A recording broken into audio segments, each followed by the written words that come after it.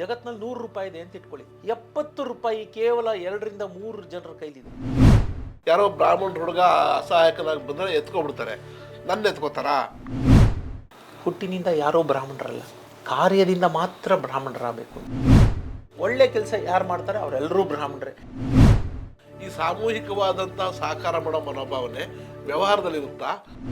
ವ್ಯಾಪಾರದಲ್ಲಿ ಆ ನೆಟ್ವರ್ಕಿಂಗ್ ಇಲ್ದಿದ್ರೆ ವ್ಯಾಪಾರ ಕುಸ್ತೋಗುತ್ತೆ. ತಿರುಚಿದ ಇತಿಹಾಸಗಳು ನಾವು ನೋಡ್ತಾ ಇರೋದು.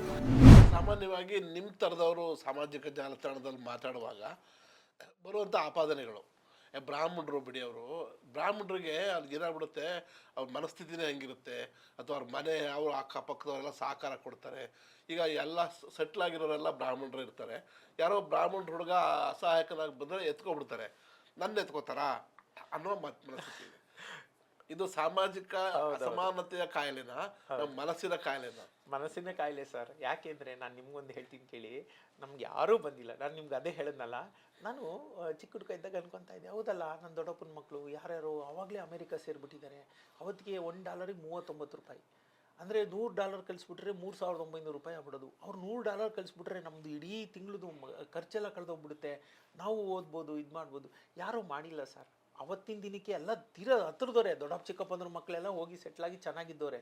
ಅದೆಲ್ಲ ಭ್ರಮೆ. ನಮಗೆ ದೂರ ನಿಂತು ನೋಡಿದಾಗ ಅನಿಸುತ್ತೆ ಯಾರು ಸಹಾಯ ಮಾಡಲ್ಲ. ಮತ್ತೆ ನಾನು ಒತ್ತಿ ಹೇಳ್ತೀನಿ, ಯಾರು ಸಹಾಯ ಮಾಡೋದಿಲ್ಲ. ಆಮೇಲೆ ಇನ್ನೊಂದು ಪ್ರಮುಖವಾದ ಅಂಶ ನಾನು ಇಲ್ಲಿ ಹೇಳೋಕ್ಕೇನು ಬಯಸ್ತೀನಿ ಅಂತಂದರೆ, ಹುಟ್ಟಿನಿಂದ ಯಾರೋ ಬ್ರಾಹ್ಮಣರಲ್ಲ, ಕಾರ್ಯದಿಂದ ಮಾತ್ರ ಬ್ರಾಹ್ಮಣರಾಗಬೇಕು ಅಂತ ನಾನು ಹೇಳೋದು. ಯಾರೆಲ್ಲ ಜ್ಞಾನದಾಹಿಗಳಾಗಿರ್ತಾರೆ, ಯಾರೆಲ್ಲ ಒಳ್ಳೇದು ಮಾಡಬೇಕು ಅಂತ ಬಯಸ್ತಾರೆ, ಅವರೆಲ್ಲ ಬ್ರಾಹ್ಮಣರೇ. ನೀವು ಬ್ರಾಹ್ಮಣ ಶ್ರೇಷ್ಠ ಅಂತ ಏನಾನ ತಲೆಯಲ್ಲಿ ಇಟ್ಕೊಂಡಿದ್ರೆ, ನಾನು ಹೇಳೋದು ಒಳ್ಳೆ ಕೆಲಸ ಯಾರು ಮಾಡ್ತಾರೆ ಅವರೆಲ್ಲರೂ ಬ್ರಾಹ್ಮಣರೇ. ಸಮಾಜಕ್ಕೆ ನಾನು ಯಾವಾಗಲೂ ಹೇಳ್ತಿರ್ತೀನಿ, ಲೋಕ ಕಲ್ಯಾಣ ಸ್ವಕಲ್ಯಾಣ ಎರಡೂ ಮಾಡಿಕೊಂಡು ಸಮಾಜಕ್ಕೂ ಕಾಂಟ್ರಿಬ್ಯೂಟ್ ಮಾಡಿ ಯಾರು ಮಾಡ್ತಾ ಹೋಗ್ತಾರೆ ಅವರೆಲ್ಲರೂ. ಹುಟ್ಟಿನಿಂದ ನೀವು ಅದು ಹೇಗೆ ಬೈಫಕೇಟ್ ಮಾಡ್ತೀರಾ? ಯಾರೋ ಒಬ್ಬ ವ್ಯಕ್ತಿನ ಇವನು ಶ್ರೇಷ್ಠ, ಇವನು ಅದು ಆ ಶ್ರೇಷ್ಠ ನಿಕೃಷ್ಟ ಅನ್ನೋ ಪದಗಳೇ ಇರಬಾರ್ದು ಅಂತ ನಾನು ಹೇಳೋದು. ಅದು ಅರ್ಥವೇ ಇಲ್ಲ. ಒಂದು ಆದರ್ಶವಾಗಿ ಸರಿ ಸರ್.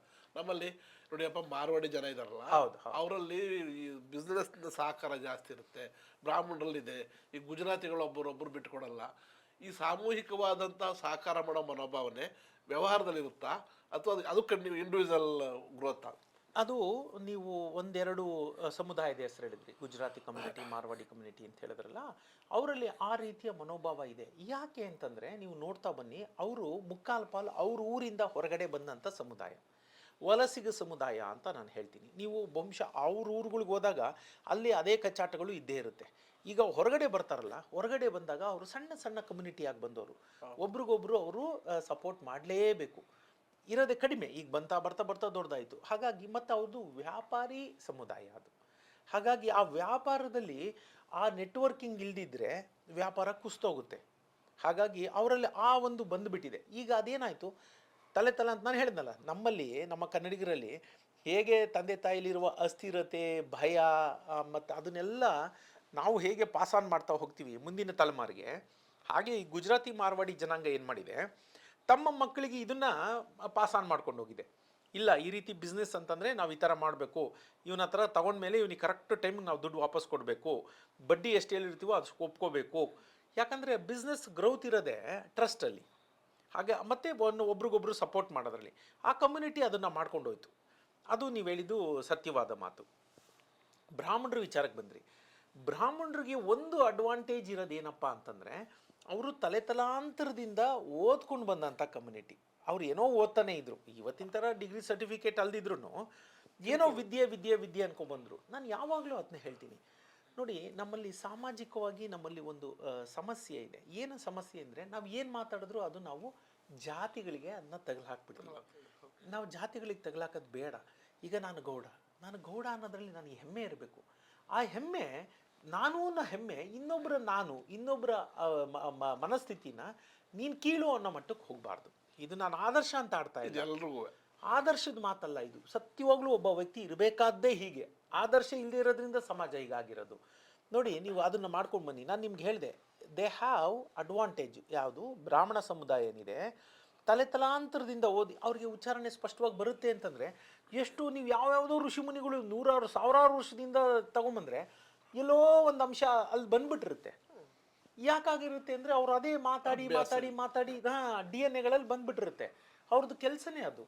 ಹಾಗೆ ಮಾಡ್ತಾ ಇದ್ರು, ಮಂತ್ರ ಹೇಳ್ತಿದ್ರು, ಇನ್ನೊಂದು ಹೇಳ್ತಿದ್ರು, ಹಾಗಾಗಿ ಅದು ಅವ್ರಿಗೆ ಬಂದಿದೆ. ಹಾಗೆ ಇನ್ನೊಬ್ಬರನ್ನ ತಗೊಳ್ಳಿ, ನಾವು ಅವ್ರನ್ನ ಜೊತೆ ಕಂಪೇರ್ ಮಾಡ್ಕೋಬಾರ್ದು. ಅವ್ನು ಬ್ರಾಹ್ಮಣ ಶ್ರೇಷ್ಠ ನಿಕೃಷ್ಟ ನಾವು ಮಾತೇ ಬರಬಾರ್ದು. ಈಗ ನಾನು ಒಂದು ಹೇಳ್ತೀನಿ, ಈಗ ಒಂದು ಕೋತಿ ಅದು ಒಂದು ಪ್ರಭೇದ, ನಾಯಿ ಅದೊಂದು ಪ್ರಭೇದ, ಬೆಕ್ಕು ಅದೊಂದು ಪ್ರಭೇದ. ನೀವು ಕೋತಿನೇ ಆಗಲಿ, ನಾಯಿನೂ ಕೋತಿನೇ ಆಗಲಿ, ಬೆಕ್ಕೂ ಕೋತಿನೇ ಆಗಲಿ ಅಂದರೆ ಅಲ್ಲಿ ಸಮಾಜದಲ್ಲಿ ಸ್ವಾರಸ್ಯ ಅಲ್ಲಿ ಉಳ್ಕೊಳ್ಳುತ್ತೆ. ಅದು ಈಕ್ವಾಲಿಟಿ ಅಲ್ಲ. ಈಕ್ವಾಲಿಟಿ ಅಲ್ಲ, ಈ ವಿವಿಧತೆನೇ ಈಕ್ವಾಲಿಟಿ. ನಾವು ಈಕ್ವಾಲಿಟಿ ಅನ್ನೋದನ್ನ ನಾವು ತಪ್ಪಾಗಿ ಕಲ್ಪನೆ ಮಾಡ್ಕೊಂಡಿದ್ದೀವಿ. ಹಾಗಾಗಿ ಇದನ್ನು ನಾವು ಕಂಪೇರ್ ಮಾಡ್ಕೊಳ್ಳೋದು ಬೇಡ. ಈಗ ನಾವು ನಮ್ಮಲ್ಲಿ ಹಿಂದೆ ಏನಾಗ್ತಿತ್ತು, ನಮ್ಮ ವೃತ್ತಿಗೆ ಅನುಗುಣವಾಗಿ ನಮ್ಮ ಜಾತಿನ ಹೇಳ್ತಿದ್ರು, ಚಮ್ಮಾರ ಕಮ್ಮಾರ ಹೀಗೆಲ್ಲ. ಈಗ ನೋಡಿ ಸರ್, ಏನಾಗ್ತಿತ್ತು ಅವತ್ತಿನ ದಿನಗಳಲ್ಲಿ, ಅವರು ತಲೆತಲಾಂತರದಿಂದ ಕುಲಕಸಬು ಅನ್ನೋರು, ಕೈ ಕಸಬು ಅನ್ನೋರು ಅದು ಬಂದಿತ್ತು, ಅಚ್ಚುಕಟ್ಟಾಗಿ ಮಾಡೋರು. ಆ ಮನೆ ಮಕ್ಕಳು, ಈ ಬ್ರಾಹ್ಮಣರ ಮಕ್ಕಳು 4-5 ವರ್ಷದವು ಹೆಂಗೆ ಮಂತ್ರೋಚ್ಚಾರಣೆ ಮಾಡೋವು, ಅವ್ರ ಮನೇಲಿ ಆಗಲೇ ಅವ್ನು ಟಕ್ ಅಂತ ಒಂದು ಮಡಕೆ ಮಾಡಿಡೋದು. ಆ ಮಗು 4-5 ವರ್ಷದ ಬ್ರಾಹ್ಮಣರ ಮಗು ಕೊಡಿ, ಅದು ಮುರಿದಾಕ್ಬಿಡುತ್ತೆ, ಅದಕ್ಕೆ ಆಗಲ್ಲ. 5 ವರ್ಷ ಬಿಟ್ಟರು ಅದಕ್ಕೊಂದು ಮಡಕೆ ಮಾಡೋಕ್ಕಾಗಲ್ಲ. ಆ ಮಗುಗೆ ನೀವು ಮಂತ್ರ ಕಲಿ ಅಂತೀರಾ, ಈ ಮಗುಗೆ ನೀವು ಹೋಗಿ ಇದು ಮಾಡು ಅಂತೀರಾ. ಅಂದ್ರೆ ಬೇಕಿಲ್ಲ ಅಂತ ಅದನ್ನೇ ಮಾಡ್ಕೊಂಡು ಈ ಶೋಷಣೆಯ ಶ್ರೇಣೀಕೃತ ವ್ಯವಸ್ಥೆ ಇದೆಯಲ್ಲ, ಈ ಹಂತವೇ ಇರ್ಬೇಕಾ ಮೀರ್ಬೇಕಾ? ನಾನು ಅದನ್ನೇ ಹೇಳಕ್ ಬಂದೆ. ಶೋಷಣೆಯ ಶ್ರೇಣೀಕೃತ ಈ ಸಮಾಜ ಯಾವಾಗ ಆಯ್ತು ಅಂತಂದ್ರೆ, ಹೊರಗಡೆಯಿಂದ ಬಂದ್ರು, ಬ್ರಿಟಿಷರು ತಂದು ಹಾಕಿದ್ದೆಲ್ಲ. ನೀವು ಹಿಸ್ಟ್ರಿ ನೋಡ್ತಾ ಬಂದ್ರೆ ನೋಡಿ ಸರ್, ಯಾವುದೇ ಒಂದು ವ್ಯವಸ್ಥೆ ಸಾವಿರಾರು ವರ್ಷಗಳ ಕಾಲ ಉಳ್ಕೊಂಬರುತ್ತೆ ಅಂತಂದ್ರೆ ಅದು ಶೋಷಣೆ ಇದ್ರೆ ಉಳ್ಕೊಳ್ಳಲ್ಲ. ಯಾವತ್ತೂ ರೆಬೆಲ್ ಆಗೇ ಆಗ್ತಾರೆ. ಸಮಾಜ ಇದೆಯಲ್ಲ, ಅದು ಬಂಡಾಯ ಎದ್ದೇ ಎದ್ದೇಳುತ್ತೆ. ಆ ಬಂಡಾಯ ಎದ್ದೇ ಹೇಳುತ್ತೆ ಯಾವಾಗಲೂ. ಎಲ್ಲಾದರೂ ಸುಸ್ಥಿರವಾಗಿ ಇತ್ತು. ಹೌದೌದು. ನೀವು ಎಷ್ಟು ದಿನ ಅಂತ ಹಿಡಿದಿಡ್ತೀರಾ ಗಾಳಿನ, ಬೆಂಕಿನ, ನೀರನ್ನ? ನೀವು ಅದ್ಮಿಡಕ್ಕಾಗುತ್ತಾ? ಸಣ್ಣ ಒಂದು ರಂಧ್ರ ಸಿಕ್ಕಿದ್ರೂ ಜಾಗ ಮಾಡ್ಕೊಂಡು ಹೋಗ್ಬಿಡುತ್ತೆ. ಹಾಗೆ ನೀವು ಬಹಳ ಸಮಯದ ಕಾಲ ಒಂದು ಸಮಾಜದಲ್ಲಿ ಒಂದು ವರ್ಗದ ಜನರನ್ನ ತುಳಿದಿಡಕ್ಕೆ ಸಾಧ್ಯನೇ ಇಲ್ಲ.